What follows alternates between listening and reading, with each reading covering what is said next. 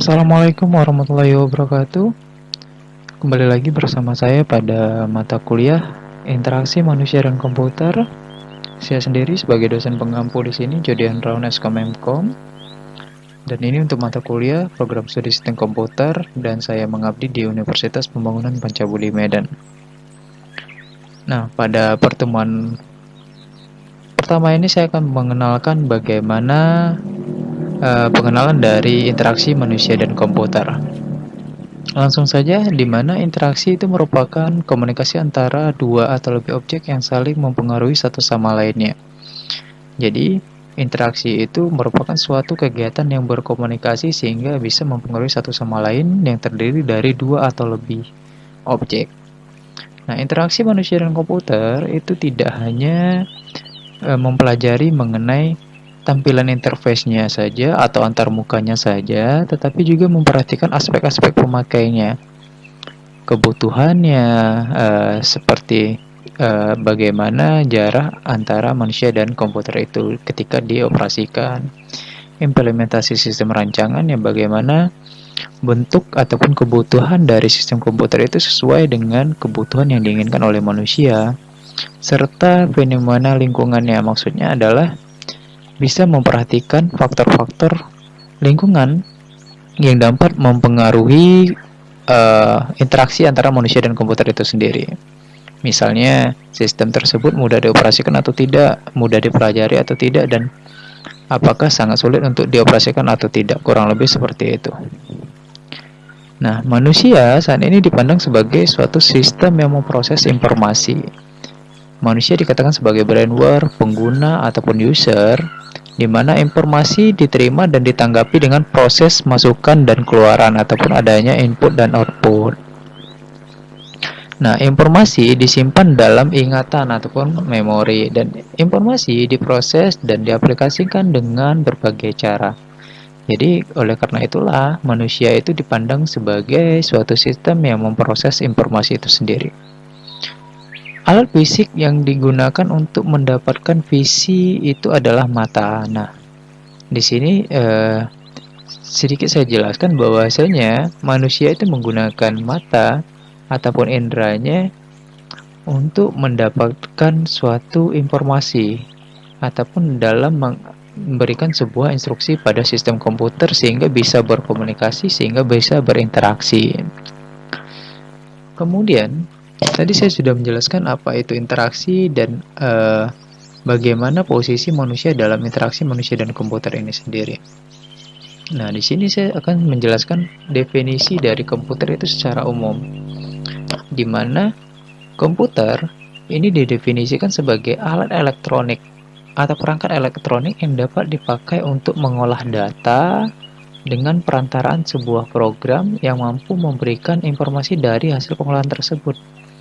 Maksudnya adalah komputer itu alat elektronik yang mampu mengolah data perantaraan sebuah program. Maksudnya adanya sebuah instruksi ataupun sebuah perintah yang akan dieksekusikan sehingga bisa memberikan informasi dari pengolahan data tersebut. Nah, sistem komputer itu terdiri dari prosesor, memori, ada alat input dan outputnya. Ada keyboard, ada speaker, dan ada monitor. Kemudian fungsi dasar yang dibentuk oleh sistem komputer adalah eksekusi program. Maksudnya di sini adalah dasar dari sebuah sistem komputer itu hanya menjalankan instruksi dan mengeksekusi sebuah sistem, sebuah perintah gitu. Jadi sesuai dengan apa yang diperintahkan di dalam sebuah program. Program yang dieksekusi itu berisi sebuah instruksi yang disimpan dalam memori. Jadi di dalam memori sebuah sistem komputer itu berisi program-program yang bisa dieksekusi sesuai dengan instruksi yang diberikan. Contoh, kita ingin mengetik sebuah file, otomatis kita menggunakan perangkat input keyboard dan outputnya adalah monitor. Nah, ini keyboard akan menginputkan kumpulan dari karakter, huruf, angka, simbol, dan sebagainya. Nah, inilah yang akan dieksekusi oleh memori atau CPU akan mengeksekusi programnya apa yang diinginkan dari keyboard tersebut untuk di-outputkan. Misalnya akan ada muncul huruf A sampai Z dan sebagainya di layar monitor. Nah, program inilah akan mengeksekusi instruksi tersebut sehingga dapat dikeluarkan ataupun dimunculkan di monitor sebagai alat outputnya.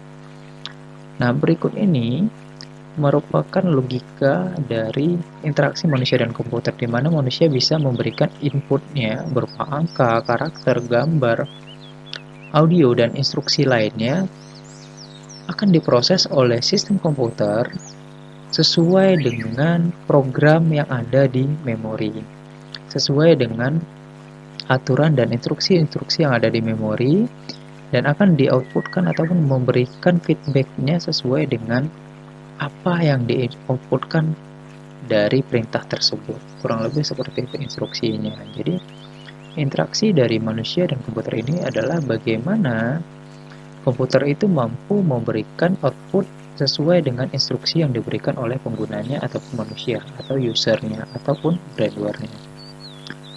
Jadi, dapat didefinisikan bahwasanya interaksi manusia dan komputer itu merupakan sekumpulan proses, dialog, dan kegiatan di mana melalui sebuah pengguna yang memanfaatkan dan berinteraksi dengan komputer. Jadi adanya sebuah proses, dialog, kegiatan di mana ini merupakan melalui pengguna yang memanfaatkan dan berinteraksi dengan komputer, atau bisa dikatakan sebagai suatu disiplin ilmu yang menekankan pada aspek desainnya, evaluasi, dan implementasi dari sistem komputer yang interaktif untuk kegunaan manusia dengan mempertimbangkan fenomena-fenomena di sekitar manusia itu sendiri. Maksudnya di sini adalah interaksi manusia dan komputer ini merupakan disiplin ilmu yang mempelajari desain. Maksudnya adalah nanti manusia akan bisa mampu memberikan desain-desain terbaik atau ajuan-ajuan desain terbaik sesuai dengan kebutuhan yang diinginkan oleh manusia. Kemudian memberikan evaluasi mana yang masih bisa dibutuhkan dan mana yang perlu diganti ataupun diperbarui atau diupdate, sehingga dapat diimplementasikan ataupun dapat digunakan menjadi lebih interaktif, menjadi lebih mudah, menjadi lebih efisien dan interaktif, sehingga dapat menunjang kinerja manusia untuk mencapai suatu tujuan tertentu. Yang ketiga dikatakan sebagai suatu disiplin ilmu tentang masyarakat di lingkungan kerjanya, karena hampir segala bidang, semua bidang saat ini menggunakan komputer. Jadi bagaimana tentang pengguna ataupun masyarakat menggunakan komputer di lingkungan kerjanya. Kenapa dikatakan sebagai lingkungan kerjanya? Karena di sini fungsi dari komputer adalah menunjang kerja manusia dalam sehari-hari. Kemudian komunikasi dua arah antara pengguna atau user dengan sistem komputer yang saling mendukung untuk mencapai suatu tujuan tertentu.